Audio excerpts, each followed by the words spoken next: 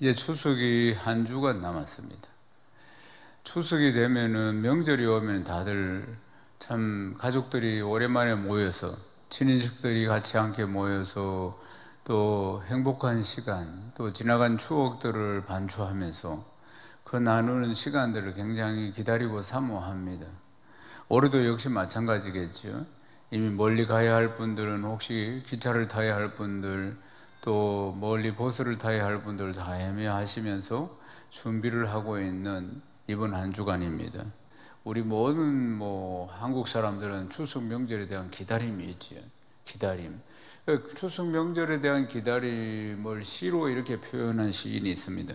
공제동 시인이라는 분이 이렇게 시를 썼습니다.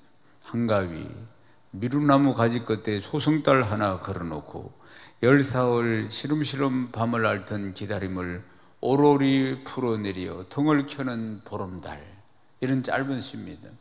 그런데 보면은 초승달이 뜰 때부터 추석을 기다린다 이야기입니다. 추석에 대한 기다림을 이야기하는 것입니다. 그래서 초승달이 뜰 때부터 추석을 기다리고 매일 기다리는 마음이 어떻냐면 밤을 시름시름 앓는 것 같이 추석을 기다린다. 그러나 추석을 기다리는 마음을 이렇게 시인이 표현하는 겁니다. 그러니까 기다리는 마음이 시름시름 앓는 것 같다, 이렇게 이야기하는 겁니다. 그러니까 말하자면은 이 기다림이라는 것이 쉽지 않습니다. 그런데 보면은 이제 기다림, 오늘 주제가 기다림인데 우리가 이제 명절을 앞두고 기다리는 마음이 우리 안에 있습니다. 그렇다면 성경은 기다림에 대해서 어떻게 말씀하고 있는가? 성경은 기다림에 대한 이야기가 많이 있습니다. 그러니까 우리가 살면서 뭘 기다려야 되느냐? 주님 다시 오심을 기다려야 한다는 것입니다. 성경이 말씀하고 있는 기다림은 저 천국을 기다리고 주님이 곧 다시 오시겠다고 하셨는데 주님 오심을 기다리고 사모하며 우리 믿는 사람들은 살아야 한다, 그렇게 말씀하고 있습니다. 그리고 우리가 이 땅은 잠시 잠깐 살고, 성경은 70에서 한 80 산다 했는데 이제는 한 80, 90 이렇게 사시겠죠. 그리고 이 땅은 잠시 살고 그 다음 한 번 죽는 것은 정한 것이요 그 다음은 심판을 받아 영원한 천국으로 가든지 지옥으로 가든지 가는 인생이 우리라, 그 말입니다. 이 땅은 잠시 잠깐이라는 거예요. 잠시 잠깐. 믿음은 바라는 것들의 실상이라고 했는데, 그러니까 이 땅은 잠시 잠깐 살아가는 허상이요, 그러니까 하나님 나라, 저 천국이 우리의 실상인 줄로 믿습니다. 그러나 세상 사람들은 반대로 생각하죠. 반대로 생각하는 게 이 땅이 전부인 줄 아는 것이죠.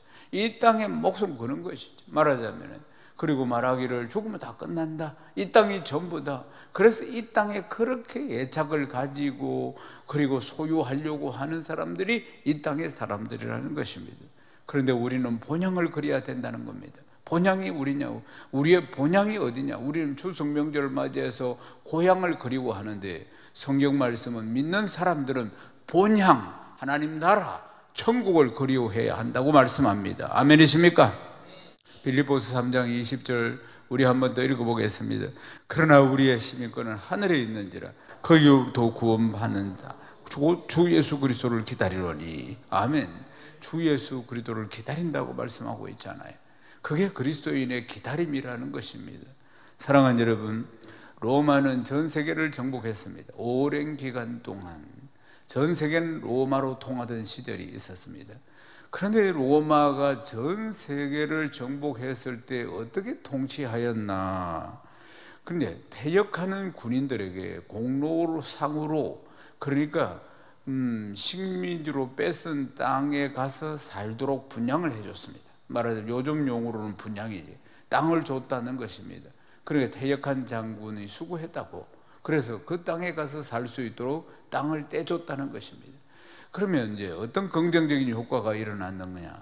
이제 퇴역한 군인이 그 땅에서 살면서 로마의 뛰어난 문화를 가르쳐 주고, 그리고 로마의 풍습을 가르쳐 주고, 자연히 그곳에 살면서 로마의 관습, 풍습, 문화 등을 확산시켰다는 사실입니다. 그래서 식민지로 지배한 그곳이 로마를 사모하고 로마화 되도록 만드는 일들이 일어난 것입니다. 그래서 이제 정복한 땅들을 로마화 시키는데 이 이제 퇴역하는 군인들에게 공로로 그 땅들을 이렇게 떼서 준 것이 이런 효과를 가져왔습니다. 오늘 우리가 빌립보서를 읽었는데 빌립보 지역도 역시 마찬가지입니다. 빌립보 지역도 마게도냐에 있는 도시가 이 빌립보라는 곳인데, 빌립보는 어떤 일이 있었느냐? 이전에 로마의 내분이 있었습니다. 로마의 내분이 있을 때 빌립보 사람들이, 그러니까 로마의 한 일원으로서 굉장히 기여를 한 겁니다. 로마가 어려운 시간들이 있었을 때, 내분으로 있을 때, 그럴 때, 내분이 있을 때 로마의 사람들의 일부가 굉장히 이 일에 기여를 했다, 그 말입니다. 그래서 이 공로를 인정을 받아서 그때 그렇게 로마에 기여한 사람들에게 시민권을 준 겁니다. 시민권을. 그러니까 빌립보 성도들은 이 시민권이 무엇인지 제대로 알고 있는 겁니다.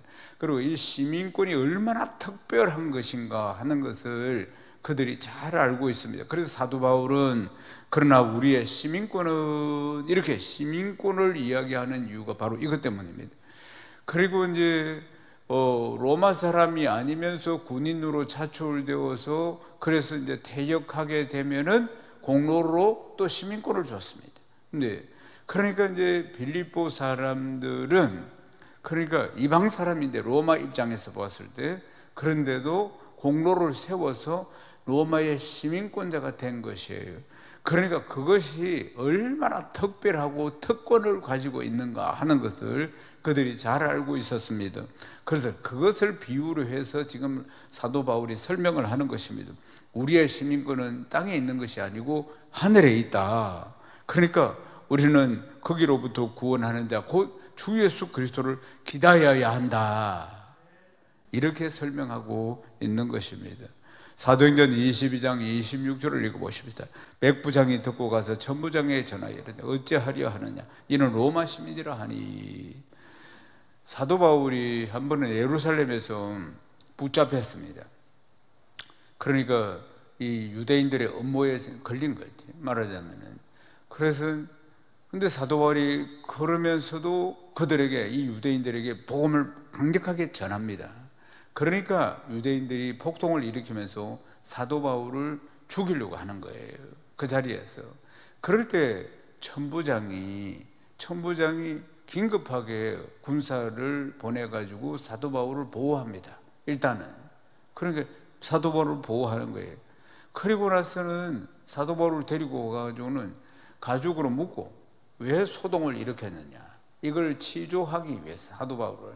그래서 채찍으로 때려서 무슨 일을 했길래 이런 소동을 일으키는가, 이걸 치조하려고 하면 무조건 때렸어요. 그럴 때 사도 바울이 이런 이야기를 합니다. 그들이 묶어서 때리려고 할 때, 징계를 하려고 할 때, 나는 로마의 시민권자다, 이렇게 이야기합니다. 자기가 로마의 시민권자다. 그렇게 이야기하니까 백부장이 천부장한테 보고를 합니다. 천부장이 옵니다.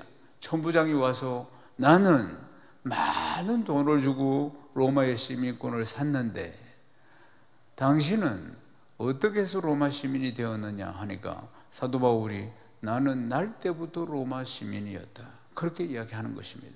그러니까 사도 바울의 백그라운드가 대단한 겁니다. 그러니까 그 아버지 때부터 로마의 시민권자였고, 그러니까 태어날 때부터 사도 바울은 로마의 시민권자였다, 그 말입니다. 그러니까 이게 아주 큰 특권임을 볼 수가 있습니다. 그러니까 이 천부장이 그때부터 벌벌 떱니다. 왜냐하면 로마의 시민권자를 함부로 대했기 때문에, 로마의 시민권자를 치조하기 위해서 묻고 이런 일들을 했기 때문에 절대로 그렇게 하면 자기가 돌아가는 거예요, 완전히. 그러니까 이 부분에 대해서 천부장이 굉장히 두려워하는 모습을 성경 속에 발견할 수가 있습니다. 사랑하는 여러분, 사도 바울이 이 빌립보 시민들에게는 이 로마의 시민권을 가지고 있다는 것이 특별한 계급이고, 그것도 정말 우리가 지금 상상할 수 없는 아주 특별한 계급, 그리고 그런 신분을 가지고 있는 것을 이야기하면서 우리의 시민권은 여기 있는 것이 아니고 천국에 있다, 이렇게 설명을 하고 있다는 것입니다. 사랑하는 여러분, 그러니까 우리 믿는 사람들은 이 땅의 것을 연연하는 것이 아니고 하나님 나라, 저 천국을 바라보고 기다리며 달려가야 한다는 뜻입니다. 아멘이십니까?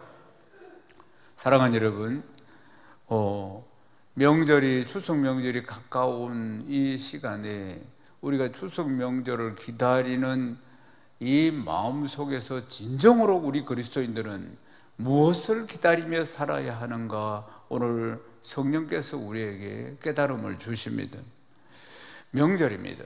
추석 명절을 다 기다리고 그러니까 배를 먹든지 사과를 먹든지 샤인머스켓을 먹든지 고기도 구워 먹든지 삶아 먹든지 어쨌든지 즐거운 명절이 되겠습니다만은, 명절이 끝나고 나서 또 보도되는 내용들을 보면은 심각한 내용이 많습니다.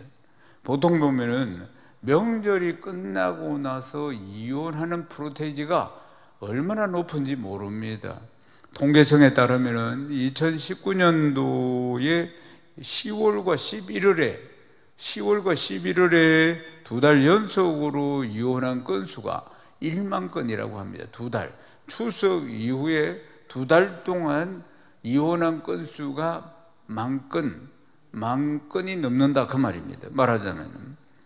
그래서 전문가들이 이혼이 완전 폭증하는 게 추석 이후에, 말하자면 이게 무엇 때문일까? 추석 때문이라는 걸 압니다. 추석 때 부딪혀서 그렇다. 추석 때 문제가 발생한 게 돼요. 그래서 이제 한 설문기관에서 어떤 일들이 일어났는가, 무엇 때문에 부부싸움을 해가지고 이래 파경이 일어났는가, 이걸 조사를 해보니까, 그러니까 어떤 문제들인가? 이혼하게 되는 원인들이죠. 형제자매나 친인척 문제 28%, 시댁 또는 처가댁 간의 형평성, 이것도 24%, 고부 간의 갈등 16%, 집안의 예법 이런 문제, 이런 것 때문에 14% 이렇다는 것이에요.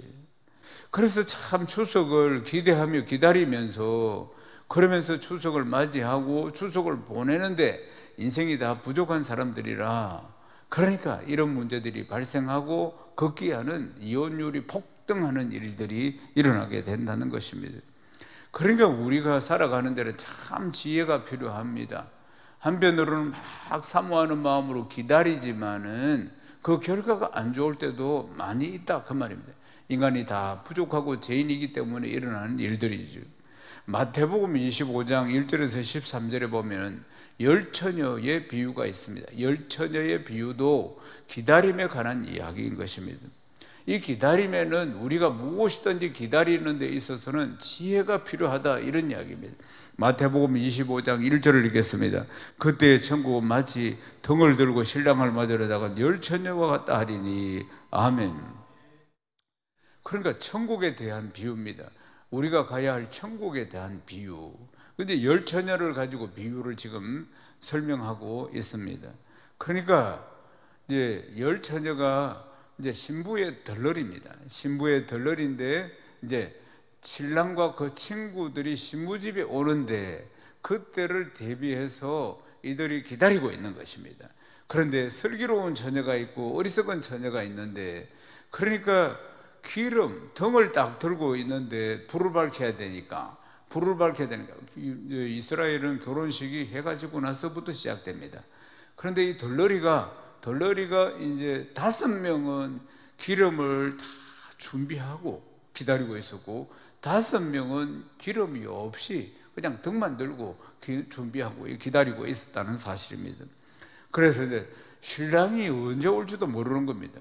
신랑이 친구들과 함께 언제 올지도 모르니까 충분히 기름을 준비하고, 그래서 등불을 켜고 신랑을 맞이할 준비를 해야 되는데, 그런데 슬기로운 5처녀는 그렇게 준비를 했고 어리석은 5처녀는 그냥 기름 준비하지 못했다는 것이에요. 사랑하는 여러분, 그러니까 이게 이제 주님이 우리가 예수님을 기다리고 사모하는 데 있어서 우리의 태도에 대해서 이야기하고 있는 것입니다. 그러면 우리가 예수 믿는 사람으로서 늘 주님 오심을 사모하고 기다려야 하는데 그 기름이라는 게 무엇일까? 우리가 믿음을 가지고 기다려야 합니다. 믿음, 정말 주님을 사모하는 믿음, 이것이 기름입니다. 그리고 거룩하고 정결한 삶, 이게 바로 기름이라는 겁니다.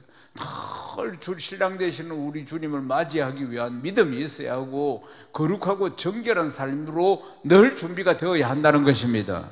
아멘이십니까? 결국은 기름을 준비하지 못한 이 어리석은 처녀들은 이 혼인 예식장에 들어가지를 못했다는 것이에요. 그러니까 이제 신랑이 왔지만은 그들은 신랑을 제대로 환영하지를 못했고, 그래서 혼인 예식장에 들어가지를 못했다. 늘 깨어 있으라. 기름 등불을 준비하라. 아멘이십니까? 기다림에 대해서 또 누가복음 16장 보면은 부자와 나사로 이야기가 나옵니다. 부자는 엄청 부자인데 늘 호의호식하고 잔치하고 이런 부자가 있고, 거지 나사로가 나오는데 나사로는 몸에도 헌디가 있고, 그리고 문 밖에서 그냥 부잣집에서 나오는 쓰레기 같은 찌꺼기 이런 것들 주워 먹고 살아가는, 부스러기 주워 먹고 살아가는 사람입니다. 부자와 나사로는 정말 비교가 되는데, 부자는 뭐 엄청나게 부자고 흥청망청 늘 좋은 옷 입고 자주색 옷을 입고 그렇게 살아가는 부자와 가진 거 하나도 없고 가난하고 몸도 헌디가 있고 그렇게 살아가는 나사로인데, 사람들은 볼 때 이 부자가 성공한 사람이라고 합니다. 부자가. 사랑하는 여러분, 우리는 사물을 볼 때마다 항상 성경적인 관점에서 볼 수 있어야 하는 것입니다.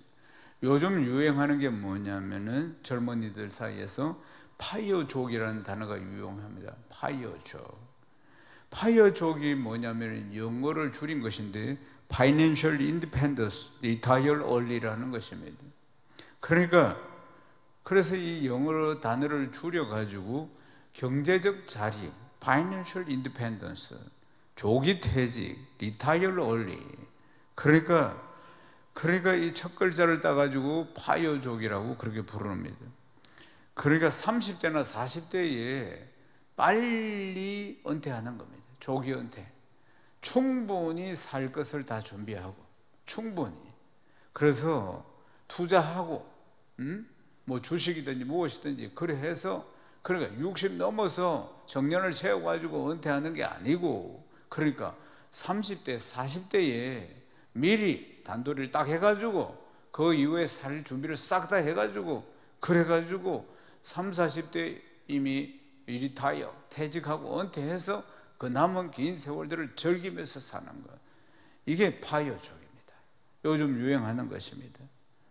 그러기 위해서는 이제 30대, 40대에 빨리 투자를 하고 또 전략을 하고 또 모으고, 그렇게 해서 빨리 일을 손 놓고 그냥 즐기는 것, 자기 좋아하는 일을 하고 사는 것, 이겁니다.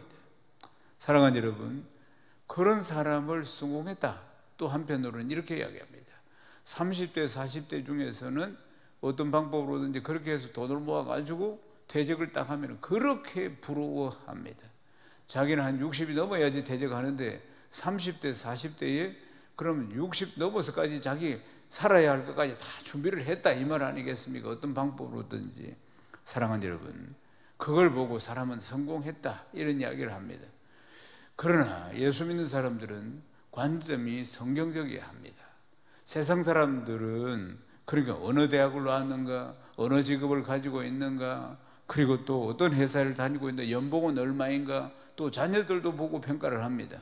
또 자녀들은 어느 대학을 다니는가, 자녀들은 어떻게 성장했는가, 이런 것들을 가지고, 또 자녀들은 결혼을 했는가, 뭐 이런 거, 사회적인 지위라든지 이 가족 전체 이런 걸 보고, 이 사람은 성공한 사람이다, 이 사람 뭐 그저 그렇다, 이렇게 평가하는 것입니다. 사랑하는 여러분, 그들의 평가에 빠진 게 있습니다. 그들의 평가에서 빠진 게, 절대적으로 빠진 게 뭐냐면 구원을 받았느냐 받지 않았느냐, 이것이 참으로 중요한 것입니다. 아멘이십니까? 왜요? 이 땅은 잠시 잠깐이니까. 이제 영원한 세상에서 영원히 살게 된다, 그 말입니다. 그 다 세상 것과 다 가지고 있다 할지라도 구원받지 못한 인생은 한 번 죽는 것은 정한 것이고 그 다음 심판받아서 영원한 불못으로 떨어진다, 그 말입니다. 이 땅에 사는 세월들은 잠시 잠깐 아닙니까? 오늘 9월 4일입니다 송구영신 예배 때 말씀 뽑아서 너무 기뻐하던 시간이 엊그제 같은데 9달이 손살같이 지나갔다, 그 말입니다. 자고 일어나면 이제 또 송구영신 예배가 찾아올 것입니다. 그렇게 우리는 잠시 잠깐 이 땅에 살아갑니다. 사랑하는 여러분, 우리는 죽음 이후에 내가 가야 할 저 하나님 나라를 사모해야 할 줄로 믿습니다. 이 땅은 허상이요, 내가 가야 할 저 나라가 실상임을 기억해야 합니다. 영원히 사는 저 세상을 기억해야 하는 것입니다. 사랑하는 여러분, 누가복음 16장에 나온 이 부자는 세상 눈으로 보면 성공한 것 같고 나사로는 실패한 인생인 것 같은데 죽고 나서 어떻게 됩니까? 부자는 지옥으로 갔습니다. 나사로는 하나님을 믿어서 천국으로 간 거예요. 영원히 끓는 불무 속에 들어간 것입니다, 이 부자가. 그리고는 이 부자가 아브라함에게 청을 하기를 나사로를 좀 보내주세요. 나사로에게 손끝에 물 한 방울만 찍어서 자기 혀에 대게 해라. 그렇게 청을 하는 자가 되었다는 사실 아니겠습니까? 사랑하는 여러분, 우리가 이 땅에 살아가는 것은 영원한 하나님 나라, 내가 가야 할 그 세상을 준비하는 기간임을 확신하시기를 주님의 이름으로 축원합니다. 누가복음 12장 40절을 읽어봅시다. 그러므로 너희도 준비하고 있으라. 생각하지 않은 때에 인자가 오리라 하시니라. 주님이 하신 말씀입니다. 그러므로 너희 준비하고 있으라. 생각지도 못한 시간에 내가 오른다. 그렇게 주님이 말씀하셨다는 것입니다. 사랑하는 여러분, 생각지도 못한 시간이 온다. 2022년 7월에 출간된 책 중에 천국을 향한 기다림이라는 책이 있습니다. 우리는 예수 믿는 우리, 세상 사람은 이야기할 것도 없고 우리가 만만치 않은 이 인생을 살면서 매일매일 허겁지겁입니다.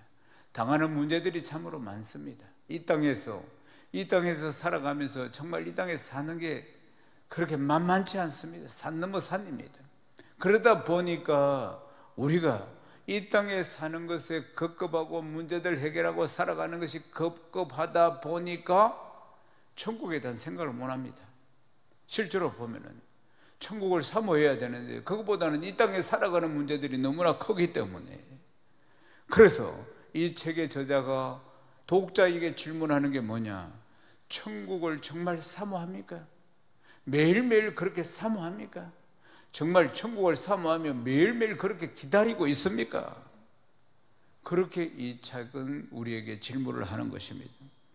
사랑하는 여러분, 천국을 정말 사모하고 기다리고 있습니까? 이 질문 앞에서 예스라고 즉각 대답을 못한다면 내 신앙에 문제가 있다는 걸 기억해야 합니다. 내 신앙의 문제를. 그러니까 정말 나는 매일매일 이 땅에 살아가면서도 하나님 나라를 사모하고 천국을 사모합니다, 이 대답이 온다면 정상적인 그리스도인이고, 그렇지 못하면 내 믿음에 문제가 있다는 걸 기억해야 하는 것입니다. 사랑하는 여러분, 우리가 이제 추석을 앞두고 고향길 사모하고 있습니다. 가족들의 오랜만에 모임을 사모하고 있습니다. 사랑하는 여러분, 그 이상으로 천국을 얼마나 사모하십니까? 주님 오심을 얼마나 사모하고 있느냐 하는 것입니다. 요한계시록 22장 5절을 읽겠습니다. 다시 밤이 없겠고 등불과 햇빛이 쓸데없으니 이는 주 하나님이 그들에게 빚으심이라. 그들이 새색도로 왕노로 다리라. 아멘. 천국의 모습을 보십시오. 천국은 수정같이 맑은 생명수의 강이 어디에서부터 발원해서 흐르느냐? 하나님 보좌와 어린 양 보좌로부터 흘러나옵니다. 생명수의 가지, 수정 같은 생명수의 강이, 천국이, 우리가 가야 할 천국이 어떤 곳인가 지금 표현하고 있습니다. 그리고 강 좌우에는 생명나무가 있고 12가지가 열매를 맺고 다시는 눈물이 없고 다시는 고통이 없고 다시는 저주가 없고 다시는 밤이 없고, 그리고는 세세토록 왕도로 사는 곳이 우리가 가는 하나님 나라라는 것입니다. 사랑하는 여러분, 이 아름다운 천국을 사모하면서 살아야 합니다. 늘 이 땅에 발을 디디고 살지만은 내 마음은 하나님 나라를 향해 있어야 한다는 것을 기억해야 합니다. 늘 하나님 나라를 사모하고 기다리는 마음, 명절에 추석을, 친구들을, 친인척을 기다리는 그 마음, 그 이상으로 늘 간절히 사모하는 마음들이 우리에게 필요한 줄로 믿습니다. 이제 말씀을 마무리하겠습니다. 요한계시록 22장 20절에서 21절을 읽어보겠습니다. 이것들을 정언하신 이가 이르시되 내가 진실로 속히 오리라 하시거늘 아멘. 주 예수의 오시옵소서. 주 예수의 은혜가 모든 자들에게 있을지어다. 아멘. 성경의 마지막 말씀입니다. 이 두꺼운 성경의 마지막 말씀, 성경의 마지막이 이렇게 기록되어 있습니다. 이것들을 정언하신 이가 이르시되 내가 진실로 속히 오리라 하시거늘 아멘. 주 예수여 오시옵소서. 주 예수의 은혜가 모든 자들에게 있을지어다. 아멘. 사랑하는 여러분, 아멘. 주 예수여 오시옵소서. 늘 주 예수여 오시옵소서. 오늘이라도 주님이 오셔도 내 인생에 문제가 없도록 늘 깨어있는 신부, 신랑 되시는 우리 주님을 맞이할 준비되어 있는 신부. 사랑하는 여러분, 그 은혜와 그 축복과 그 사랑이 넘쳐나는 복된 성도 다 되시기를 주님의 이름으로 축원합니다.